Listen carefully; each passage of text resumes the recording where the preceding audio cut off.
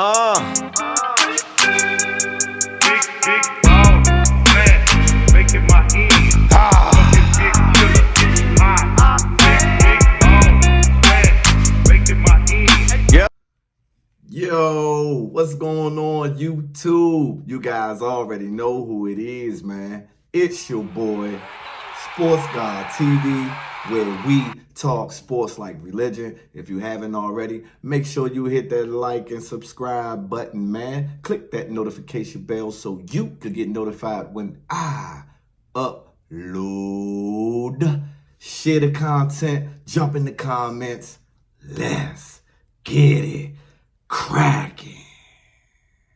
So, trainer of Terrence Bud Crawford, Brian Bomac Mcintyre, said that he already knew before the fight with Errol the Truth Spence Jr. that they would be victorious. Let's talk about it. So yeah, Brian Bomac Mcintyre, right? I seen him on the podcast, in the Red podcast, in the Red Corner podcast. Shout out to them. An interview with them, right? And he was saying that the reason how and why he knew that they would be victorious, meaning him and Terrence Bud Crawford would be victorious against Errol the Truth Spence Jr.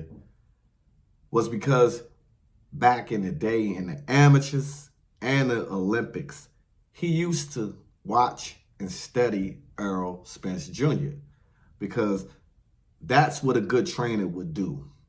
You know, you scope the landscape out, the boxing landscape out for up and coming or potential future champions, right? And so Errol Spence was one of those guys in the amateurs and also obviously in the Olympics. He was the favorite out of that group, that class of fighters, young fighters, to win the gold medal. We all know he finished with the silver medal in the Olympics. But Bomac, that's when he knew from all the hype surrounding Errol the Truth Spence Jr. from the amateurs leading up into the Olympics, that one day he, his staff, and his fighter would have to eventually cross paths with Errol the Truth Spence Jr. So he paid more attention to detail when it came to Errol Spence Jr. What he said he noticed from Errol's transition from the amateurs to the Olympics and to the professional side in the ring is that Errol Spence Jr. style had never changed. You know, it's almost a cliche or almost it's just like Money Mayweather used to say. Straight up and down, no special effects, right? Like, I remember when Floyd the conversation was being entertained about him one day fighting Triple G, which I knew that would not happen. But when asked about Triple G, Floyd Money Mayweather would say, I mean, you guys are praising this guy, but it's nothing special about him. He's straight up and down, no special effects, right? Which basically means that he's a basic fighter, you know. There's nothing special about him. He's technical and he's basic. And that's what Bomac was saying when it came to Errol the Truth Spence Jr. Like, yes, he's a great fighter. He's a great fighter going north and south. East and west, he's not really a good fighter. So that doesn't really make him special, so to speak. He's just a straight up and down fighter. And so what he said that, after Terrence Bud Crawford conquered the 140 and became undisputed at 140, the attention on Errol Spence became intensified because they knew that eventually Bud would move up to 47. It was no more to conquer at 140. So the ideal situation was to just move up and fight the next guy. And obviously that was Errol Spence, cleaning up in that division. It was a few fighters at that time, but you can clearly see Errol was starting to cement himself above the rest at 147.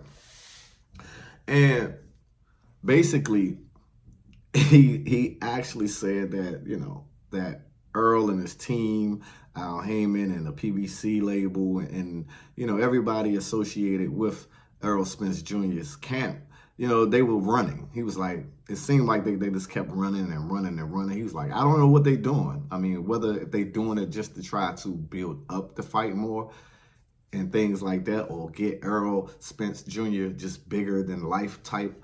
What their mistake was is that while they were doing all of that, is they gave Bud time to actually grow into the weight. He grew physically and mentally into the weight of 147. So that was their biggest mistake, according to Bomac, right? And then he never disrespected Errol Spence. He said Errol Spence is a hell of a fighter, but like I said, he can't fight going east and west, only north and south. And he noticed some tendencies of Errol Spence Jr. that he knew that he could implement in Bud's game. That's why you heard him in the corner via Fight Night saying that MF is too slow for you, dog.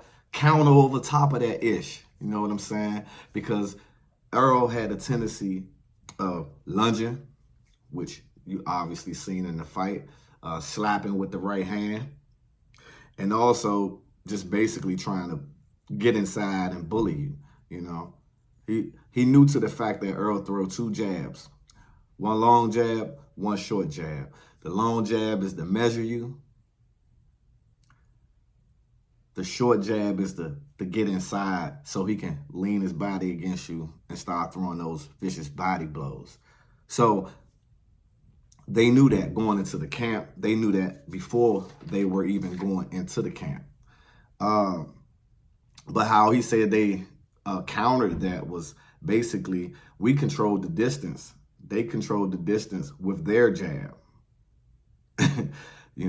and they also controlled the pace, which explains why, yes, certain rounds you can see Crawford taking it straight to Errol, especially after round 2 when he dropped Errol, right? They took away his jab, which made their jab more effective. And then he was just basically like, that was Errol Spence's best attributes is his jab. And then at the same time, his body punches. So once they felt like they can take that away from Errol Spence, that the fight was easy. And he just said it plain and simple, that it's easy-ish.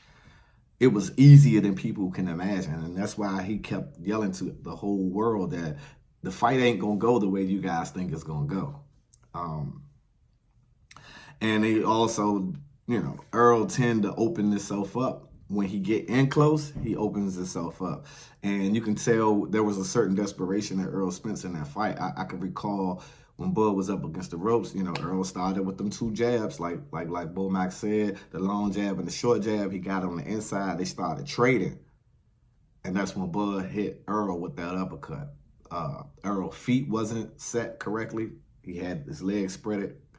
And that uppercut hit Errol right on the button, in which knocked him off balance quickly. He gave himself up. And Bomac, like I said, that's what they knew. And me personally, as far as in a way getting a fighter of the year, yeah, I get it. I'm not a casual boxing fan and everything like that. I mean, don't get me wrong.